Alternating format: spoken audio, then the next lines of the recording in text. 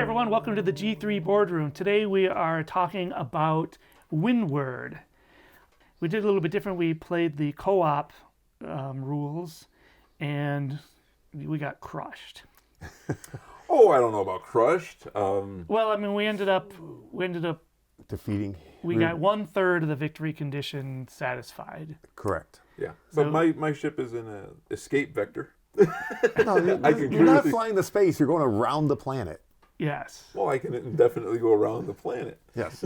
Windward is a game that's what you do is you've got these big ships, and you're flying these ships around, and you're trying to kill these red cresters and these gray cresters. And what you do is you kill them, you process them, and then you take the fuel or the gas that you get from them, and you take it back to the port, and then you cash it in for what's called notoriety. You've got this track here, and in a competitive game, everyone's on this track, and you're trying to get up to 15. You can get notoriety a lot of different ways. You can get it by killing a crester, processing it. When you process it, you get a tooth, either a red, or here's a gray tooth or a gray crester, and then you, like I said, you cash those in for notoriety. You can get it by ending your turn being floating out here, called at sky. So you end your turn at sky, you can get notoriety. If you end your turn in port, there's different things you can do. I mean, it's interesting in that, if you end your turn out here, you can do different things than if you end your turn in there. One thing I'd like to point out, and I do think it's a gap. I know we made a joke about it during the playthrough. But why can't you process in port? Oh. I just think it should be available on both things. I mean, it's just guys doing work on my ship. I think it's just designed because, as you can see, your options for what your workers can do are split between what you can do when you're at sky and what you can do at port. So I think it was just a game. I just say roll that mug onto the deck and cut them up and kick the rest up back into the sky. So you think even though this is going way off the review, but it says here if at sky you could process the crester. Yeah. If you said you could do it at port, which option would you take away from? Nothing. I would just pick a whole other box. You just make a nice new graphic. Yeah. Besides that, what did you think? But well, maybe they could do it as like the at rest. At rest, do what it says here. +1 morale. Process a crester. You know what? The game police won't come get you. You could always add that as a house rule. I could. Give me a pen.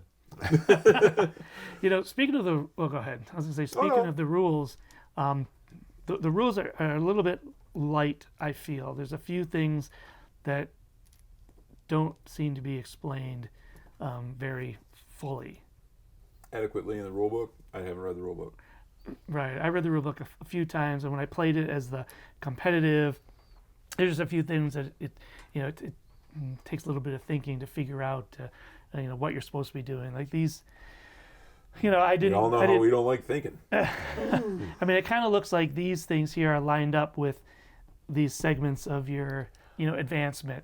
That's not the case. These are completely independent. That's exactly what I thought. What you're saying is exactly what I thought when I saw that, because I was thinking Harry Potter. And where you are on your track determines what special ability you get. Right. And so when I was looking at those, I'm like, okay, well, I can't do this one unless I'm over here, and I can't do that one unless I'm over here. But you're saying those don't line up at all. Those are just free actions. The rules don't mention these at all, as to when or if it takes an action to do it or anything like that. It's just free gas trading. No. Apparently. That may not necessarily be true, because I think I read it in the rules. So. Well, it says right here, you can spend gas. When at port, you may freely spend gas to buy items from the trading post board. So that's a trading post board, so that's stuff you can buy. And I think you might be right. It just can be arranged a little bit differently to make a little bit more sense. Especially for us old guys who are just, I don't like to put a lot of thinking in either. And so make it easy for me. I mean, I like that every time, at the start of each round, you roll the wind die and then you change this wind direction. And that's kind of a cool mechanic that when you're moving, like with any sailing vessel, if you're moving with the wind, it's a lot easier. And in this game, it's free. You don't use any movement points. And conversely, you cannot move directly. You can't move your ship in a straight line against the wind. You have to tack. Stop it. I would sing that loudly. Yeah. Yes. This game, what, goes up to like 5 players? It's 1 to 5 players. There is a solo option to this game. Yeah, and some of these cards are not used for like the different numbers of players that are in the game, or some parts of the game aren't used. If it's like, what was the thing that we didn't use? Oh, we didn't use the achievement cards, Yes, which right, add right. notoriety if you accomplish those. You Yeah. know, So is that did we not use those because it was a co-op game, or did we not use those because we had only 3 players? We did not use these because it was a co-op game. Because I think when I played it in 3 players, there was from other things too. In the competitive with 3 players, there's other things that are like not used. In fact, I think like one of these colors, because each of these color boards that sort of tell you it's your status board. Some of these that give you a little bit. Each card is a little bit different in what you can do. Yeah, one slightly tiny little different change. on turn. But I think some of them are not used in like a 3-player game, which I think is kind of a kind of cool. yeah. This is my first time playing the game, and actually, I'm a big fan. Thematically, it's something unique. I've never seen a game with these types of mechanics in the sense of moving Yeah. around the board and with Airships. With and airships wind and stuff and- like that. It's, And I like that there's 2 levels too. The ones that are on the long sticks are at a higher level than these gray ones that are at a lower, and so they pass by and they don't interact. There's a lot of variety in this game. The fact that the board doesn't have to be the same. I don't know what the word I'm looking for. Layout? Layout. yeah, That works. Same configuration. Configuration because it's completely random. Did you say it's 2-sided as well? Yeah, the other side's designed for a solo game or a 2-player game, I Oh, believe. okay. So yeah, It's a the little other smaller. side, you can see Oh, that it's a it's smaller map. much Yeah, okay. it's got smaller, less space.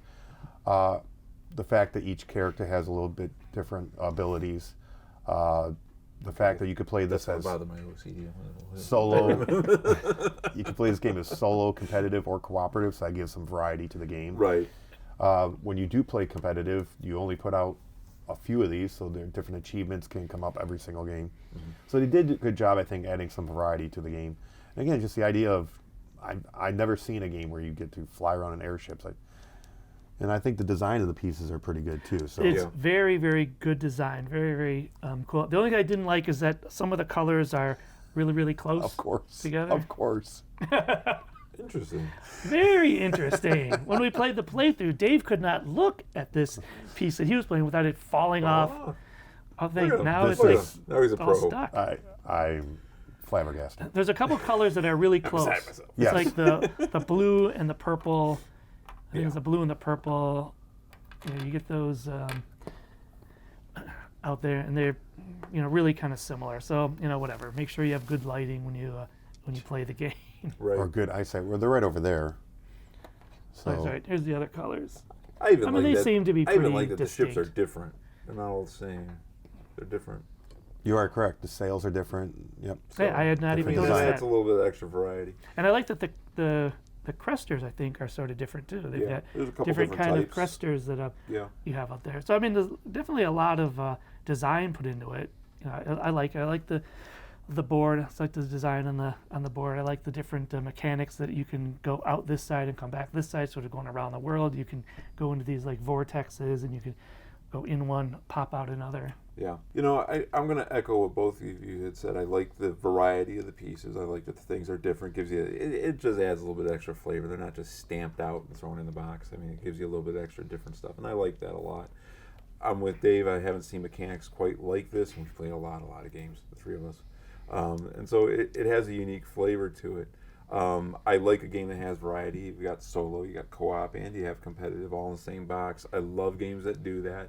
I like games that give you the extra achievements to do. So every time you play is a little bit different. It's Yeah. different on the board, and it doesn't cost companies anything extra to do that. It's all just there already. And so it's not like they had to double the price because we've all split cooperative. It's the same pieces. It's the same stuff. Yeah. And just different enough. But here's what I like a lot about what just happened. We played this game and we lost. Now Yes. on G3 Boardroom, you will see us lose. We're not like one of those things that's going to stack the deck and say, watch me do 900 damage. Oh, I got the perfect draw. Right. No. Well, Or even- Dave always gets a perfect Yeah, draw. that's but different. When we roll the That's dice not- that's in the not on box. purpose. And what I mean by that is this. We played and we lost. And we're all experienced gamers. We play a lot of games. And yet, this is going to take a second for us to figure out the proper application on how to do it to avoid getting smoked. On my first turn, I got you killed. Seriously, on my first turn, I cost us a life. Now, Dave died the other 2 times, and that'll be a whole separate video. Yeah, that we'll watch the discuss. video. Watch the video. But my point being is we couldn't figure it out immediately. And we're pretty smart guys, and we're pretty experienced guys when it comes to games. And if we can't figure it out right away, it's well constructed. We couldn't just say, oh, here's how you exploit it, and here's how you stomp it into the ground. There wasn't any of that. Most turns, Right. we were just running for our lives. Most turns, we weren't accomplishing anything except for getting away. But there was, that one turn was a real fun that we thought we were dead, but wow, we found a way. Dave found a way. Dave I don't found know. a way. Dave, it's amazing that he found a It's way the to story keep of living. Dave's life, just weaseling out of death, eking out one more day. Cheating weaseling death. it, yeah. And even though we lost, we still had a good time We had- I I playing. thought you were going to end with that. Absolutely. Yeah. But again, I like the variety. I like that we couldn't just. I mean, there's so many games that we played that are like, oh yeah, I see how to do it. And after 2 turns, we're deck stomping the game, and that didn't happen here. And I like that. And there's certain there's games- enough randomness in here. You get rewarded when you lose. Even when you lose, you come away with something. Come away with the +2s.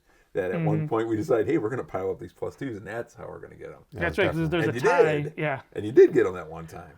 And then, it kind of went up in flames from there. Well, I kind of like we the went on the highest of highs to 2 turns later, we lost. And it's good that you can manipulate that. One of the mechanics I really like in this game is that when there's a battle that takes place, the attacker rolls, then the defender rolls, then the attacker decides, well, what pluses do I want to use? And then the defender would do the same. And so usually you're attacking just the game. So the game doesn't get to add these things on. So if you don't get it on your roll, well, then you can use something else. And if you still don't get it, then you can use something else. You don't end up losing Using all your everything. Right. One pluses on in one shot. There's enough randomness to it that made it entertaining for me as well. Rolling the dice and then adding things to it.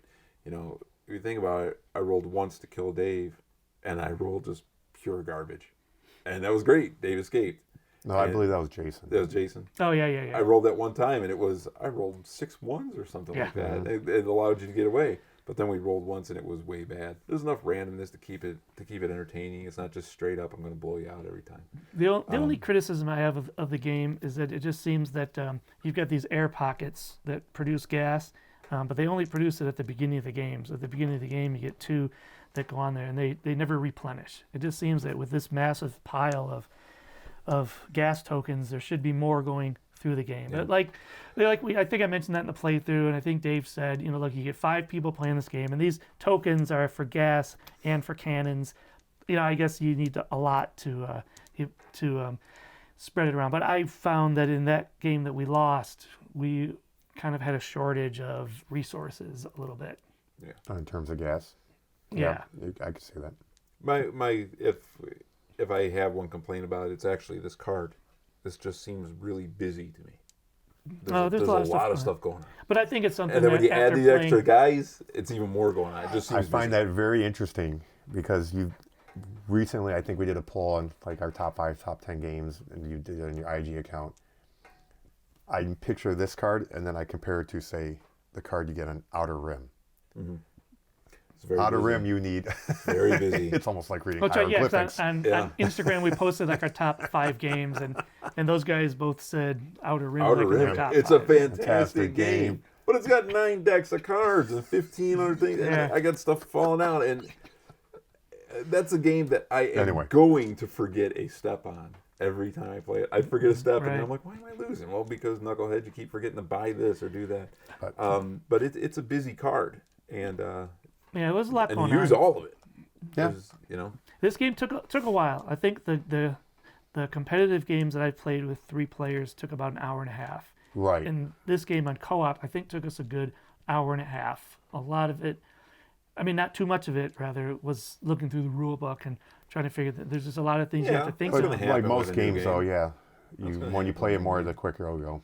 Yeah. But not a perfect game, a very, very good game. I was enjoyed it. happy, very I pleased. enjoyed it. It was a Kickstarter. I mean, I got it for Christmas. I think you got it for Christmas too, and I'm glad. I It's did a not. it's a fun.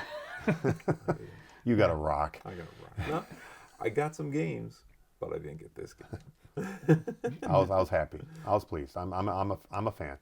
Yeah, I mean, it's a good game. I would recommend I it. recommend it as well. It's been out for a little while. I think it came out in 2021. Good mechanics, good strategy, just good variety. It's definitely a game you could play over and over again, not feel like it's the same game over and over again.